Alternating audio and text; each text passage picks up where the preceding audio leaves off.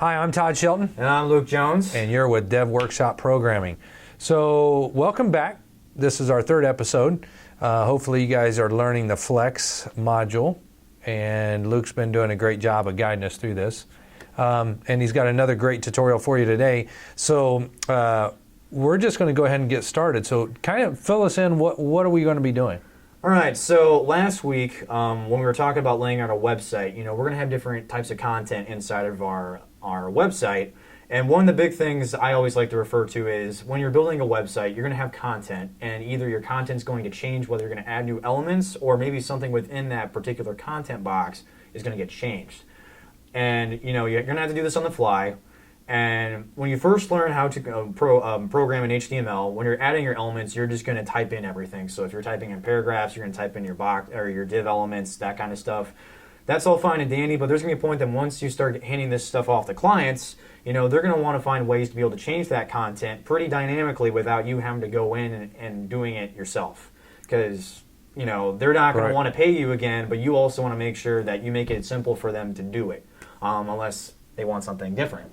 So what we're going to go over today is that we're going to use our Flexbox to basically add dynamic content to our page without having to write it inside of our HTML. Nice. And you're probably wondering, how do we do that? Well, we're going to talk a little bit about JavaScript today. And before we jump in, I'm going to pull up a site that we're going to refer to just what I'm going to be talking about today. Okay. So last week, you probably saw with my demonstration with the Flexbox, I called something called character.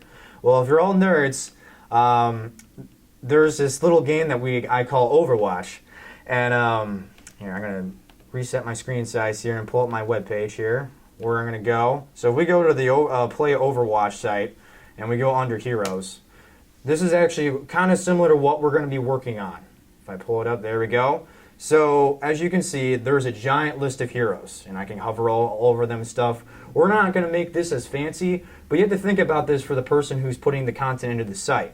Every time a new hero is added to Overwatch, they're going to add a new bio, a new little section to this little heroes page.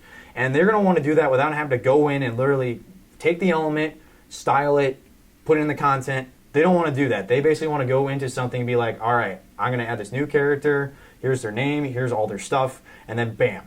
They don't have to even go into the code and reprogram it. So that's kind of the concept we're going to be learning today. And the first thing we're going to do is we're actually just going to set up our HTML. Now with the starter, if I pull up on my page, if you look at my right, in the HTML, we already have a header, we have a wrapper, and we have a content area. I gave it car for now because this is similar to something we put together last week. Mm-hmm. And you'll see as soon as we start styling it again. We also notice at the very bottom we have two script tags. We have the first one, which is our jQuery. And this is actually a link to the jQuery. You're going to need this. And with this, you have to make sure that when you're programming, you actually have an active internet connection or this is not going to work. Okay. You also can download jQuery and get the local file, but for the sake of simplicity for today, we're just going to stick with the link. So that way we don't have to explain just getting the link into your file structure and everything. But we also have a js/app.js is what I call it. And this is located inside of a JS folder. And then our app.js is also right here to my right. And right now it's blank. So there's nothing there. Okay. Don't worry about that. Okay. Now, if we go ahead and pull this up in Chrome. I want to mention one thing Go for it. real quick is that it's very important that you put the jQuery above the app.js. Yes. Okay. It does make a difference of how your script tags are brought into the page. Yes. If you think about how all of these scripts are read, even your HTML doc, they're all read from the top down to the bottom, left or to right, just the way we read a newspaper. Left to right, top to bottom, all that good stuff. So if you're trying to debug your application, nothing's working, and you see something over in your console in your debugger that says, "I don't know what the $sign means," which we're going to get to in a minute as far as what the $sign is, but that means that either jQuery isn't imported into your project, or you haven't put that jQuery script above your JavaScript file.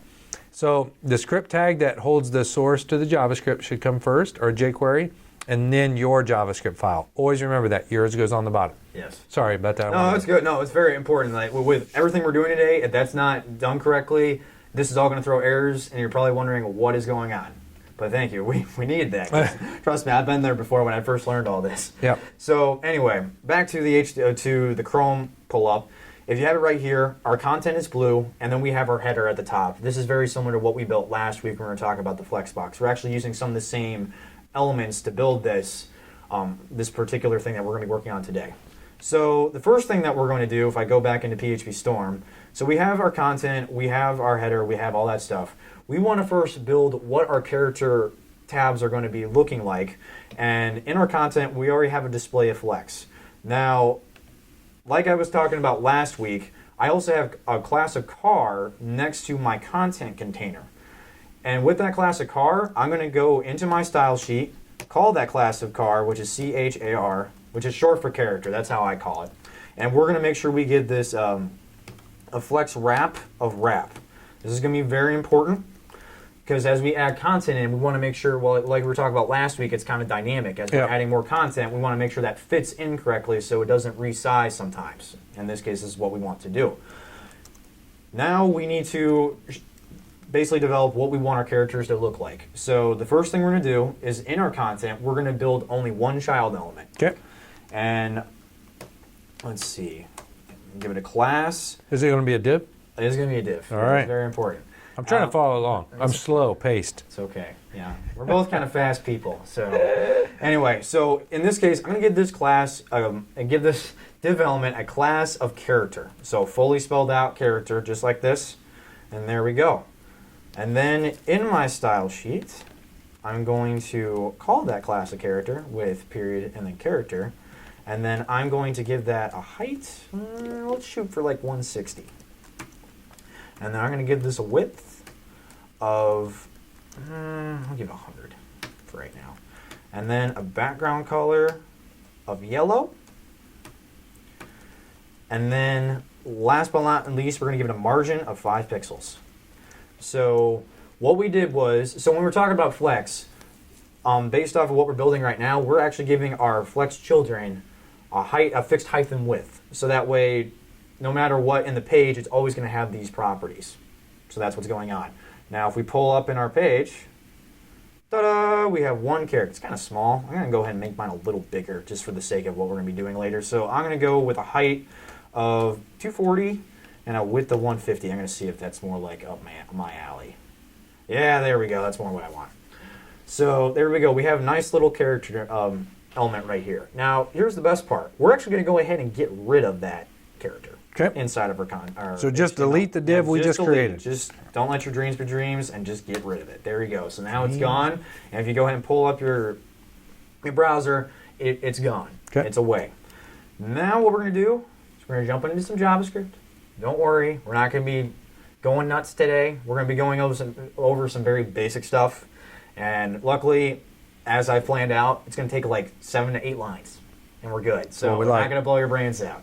Yeah. So, and if you're new to jQuery, over on YouTube, just search for Todd Shelton on my channel. I have an intro to jQuery. Yeah, there's a plug. Wow. Hey, listen, I'm just trying to help out, right? I know. So, all right. Anyway, so go watch that, and this will help you out. Yes, but let's go ahead. Yeah, there you go. So I have my app.js pulled up on my right here. It's completely blank right now. So the first thing that we're going to want to do is we're going to create something in JavaScript called a variable. Okay. And we're going to give this a variable and call it characters, just like this. So var, and then characters. And then I'm going to put an equal sign. And then I'm going to put some brackets, just like this right here. Now inside of here, this is what we're building something called an array. Array is a collection of objects, just like this. Var characters equals this. So square brackets. Yeah, square brackets. Okay. Yeah, square brackets is very important. If you just do brackets, this will not work as intended. You want square brackets. So with our square brackets, so in the spirit of Overwatch, I'm going to add some characters. So I'm going to do something like tracer, because why not? Now, are these strings? Yes, these are strings. So you want to put these inside of quotes as I'm typing out here. And after each one of these strings that we do, we want to put a comma, except for the last one. The last item does not get a comma. Okay. So I'm going to do like tracer, I'm going to do reaper, I'm going to do Hanzo. I don't know if Todd's going to be able to spell these out correctly because I'm a nerd, but it's whatever. Hey, I'm right there. I make the video games. I don't have time to play them. Going to do Roadhog, and let's do Lucio. There we go. So I have 5 characters right here. So 5 Overwatch characters. whatever. So now what we want to do is we want to have these characters be dynamically put into our application. Okay. And how we're going to do that is we're going to build what is called a for loop in JavaScript. Okay. So the way we build a for loop is we start with for, and then with our parentheses, or what's the correct term for these?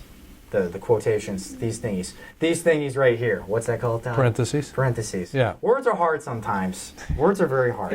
And what we're going to do is we're going to create a var inside of here and make it I equals 0. Now what this is doing is we're going to start our for, so it's going to loop through a number of times. And we want to start our loop at 0. That's what we're doing at first. Then we want to make like a statement. So it's saying that once the statement is reached, the for loop is done. So we're going to do I is less than characters dot length. And I'm going to do semicolon after that as well. Now what this is saying is that, so characters dot length is the total number of items inside of our characters array. So since we have 5 items, that's going to be the length. And then the last thing we're going to do is I plus plus. So every time this for loop is ran, it's going to increase the value of our I by 1. So it starts at 0 and it's going to go up. So if you're new to programming at all, one thing that you will notice in almost any programming language is that all for loops, if it's structured like this, always it starts with an I. I mean, so I think back, when they first started doing a lot of programming, I just represents integer. And that's why they always do use an I. You could use whatever letter or number or whatever, whatever letter you want here. But most of the time, good coding practice is it's an I. So just so you know that. Also, if you don't know about arrays, array is like what Luke said. It is basically a list of items, or whatever, in our case, list of names. Yes. But array always starts with an index of 0. So that's the way we can count. So in reality, even though we have 5 names in here, the very first name will start with an index of 0, and then it will go 0, 1, 2, 3, 4. It's going to play a very important part in what we're going to get into Exactly. with the for loop. Yes. So I wanted to make sure they understood the indexing of an array before we go on down through here. Yes, that's actually a very good point, because the way that we're going to be able to call these names, we have to actually call them by the position in which they are in the array. And the first item is actually 0. We can't call it by 1. If we call 1, or in my case, my name's going to be Reaper. It's not going to be Tracer. So we want to call Tracer first, and by doing that, we want to call that with the 0. Which we'll get to here in a minute. All right, let's do it up. Sorry. No, it's sometimes we need that. Yeah. So what we need to do is we need to actually make an item, or wait, words are hard. No, we need to make our character element that we're going to put into our page. Didn't we just do that? No, not Okay. necessarily. We have to actually build that in our JavaScript. Oh. That's what we're going to get into. Let's so do we're going it. to actually build another variable, and I can do this inside or outside my for loop. Todd, do you think we should do it outside of our for loop, or do you think we should put it inside? Let's put it inside. Let's put it inside. All right. So we're going to call this variable a character. All right, and then we're going to make it equal to, and then we're make it a string. So with 2 quotations. I'm going to go and close my item with a semicolon after the end. And then we're actually going to write out a div element inside of these quotations. Now there's one thing to keep in mind when we do this. We're going to call it, so as I'm writing this out, when I use my class property, I need to make sure that it's inside of single quotes if I started with double quotes. All right. That's and I'll explain more of that in a minute. So then, since these are characters, I'm going to call the class of character. And then there we go. And as you can see in my PHP Storm, I actually went ahead and did the close for the div tag right there, which is cool. Now, what we need inside of this character is we needed to write the character's name. Now, within our for loop, this is what's going to happen.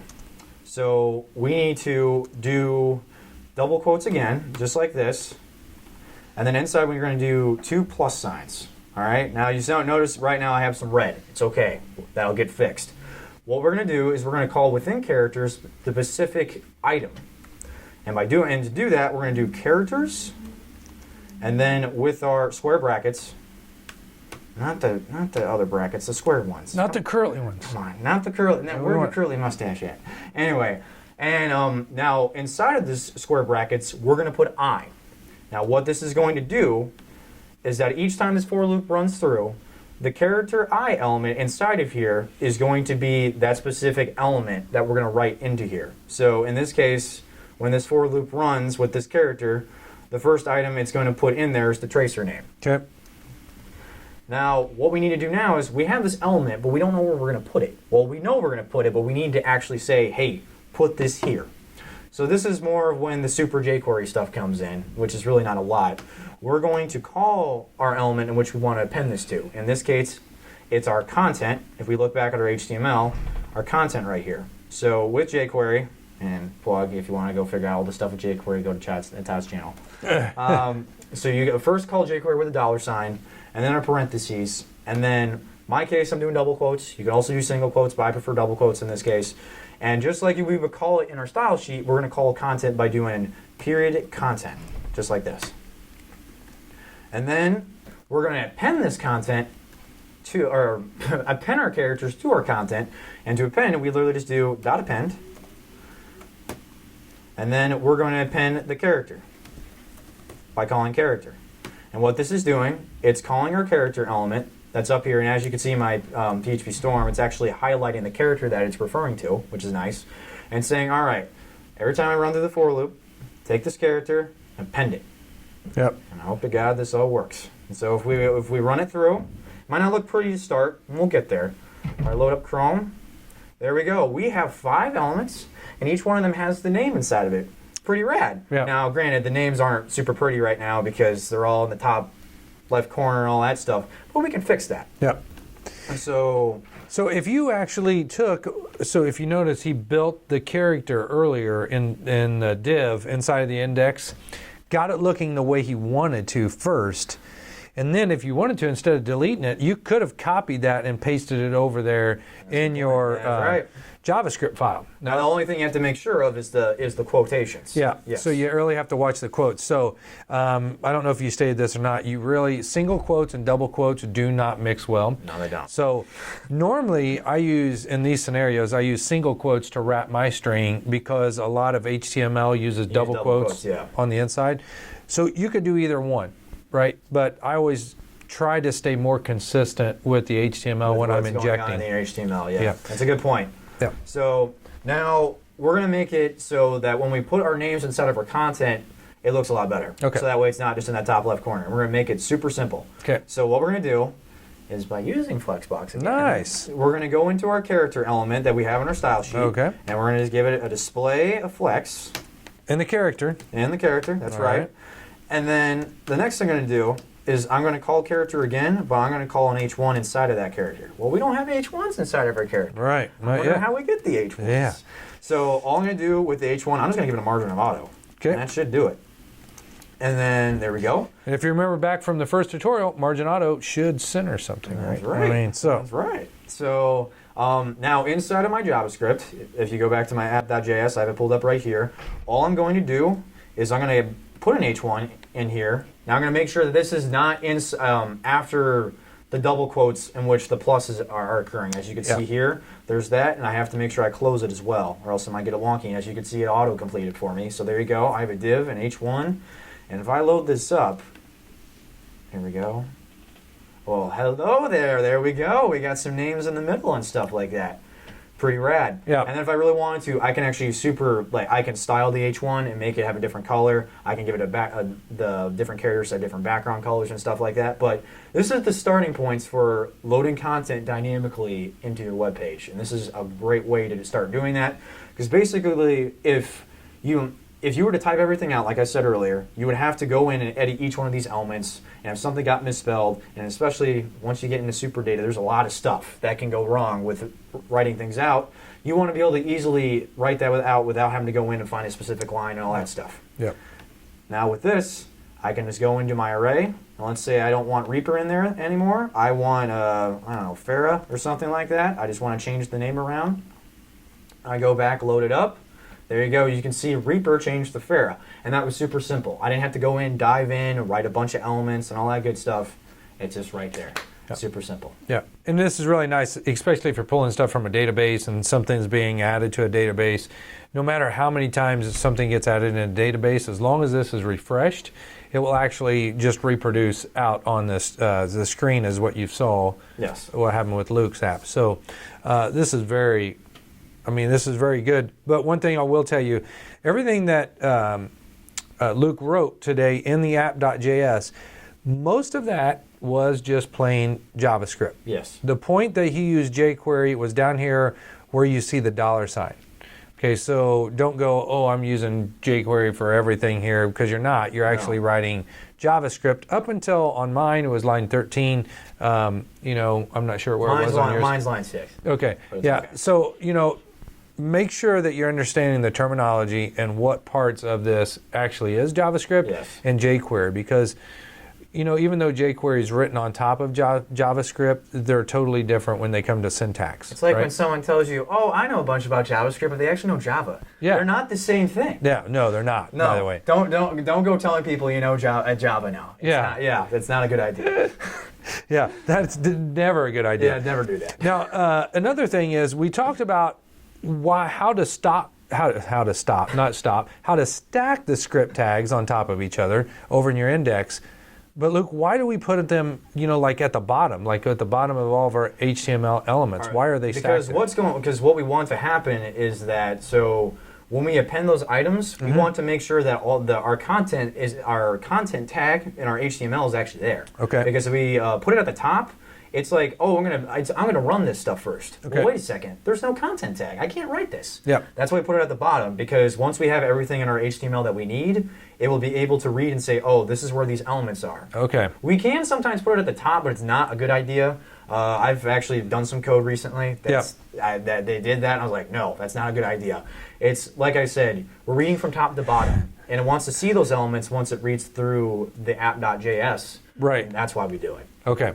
All right. So that is very important. I mean, what you just said. Also, a lot of times when people are using jQuery, they use document.ready. Yeah. That's over in their app.js or whatever they name their JavaScript file. And basically that ensures that all the elements have been read before they actually start manipulating some of the DOM elements, which in this case he was actually injecting all of our characters inside of content and inside of the character. But if those weren't read yet, which by how fast our processors are getting these days, if that hasn't been read yet, but it's already read the JavaScript and it's trying to inject, it's going to give you an error because it can't find that element. It doesn't know where it is. Yeah, so that's where a document.ready would come in handy. So here he's ensured it by putting it at the bottom of the page. So it works pretty well. Okay, so that's pretty much it. Man, that's quick. I know, that was quick. Yeah, I like these kind of quick lessons right now. I know, they're great. Yeah, so, all right, so again, the code's going to be up on GitHub. Down in the description, we'll put the link to GitHub to this session. And until next time, I'm Todd Shelton. And I'm Luke Jones.